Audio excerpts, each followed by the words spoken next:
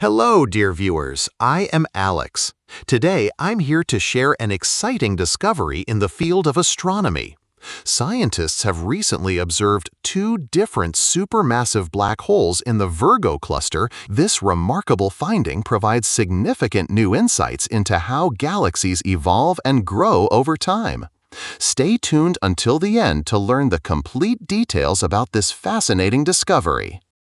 There are between 1,300 and 2,000 galaxies in the Virgo Cluster, which is located around 55 million light-years from Earth and continues to interact with one another.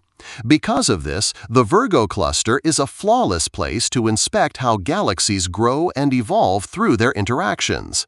The first discovery concerns NGC 4486b, a small galaxy that contains a supermassive black hole with a mass of almost 360 million solar masses.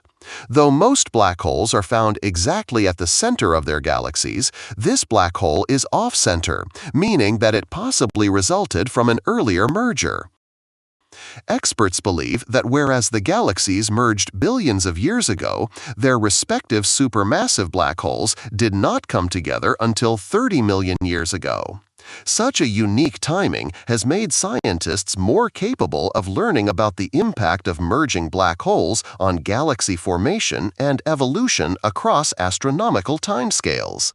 In another research, astronomers studied an ultra-compact dwarf galaxy called UCD 736, which is one of the tiniest galaxies ever known.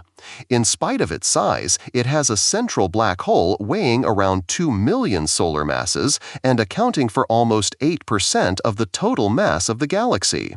This ratio of black holes is much higher than what is observed in average-sized galaxies, including our own Milky Way galaxy, in which only 1% of the mass is accounted for by black holes. Scientists suspect that this tiny galaxy is a remnant core of a once giant galaxy whose outer parts were removed through gravitational forces in the cluster.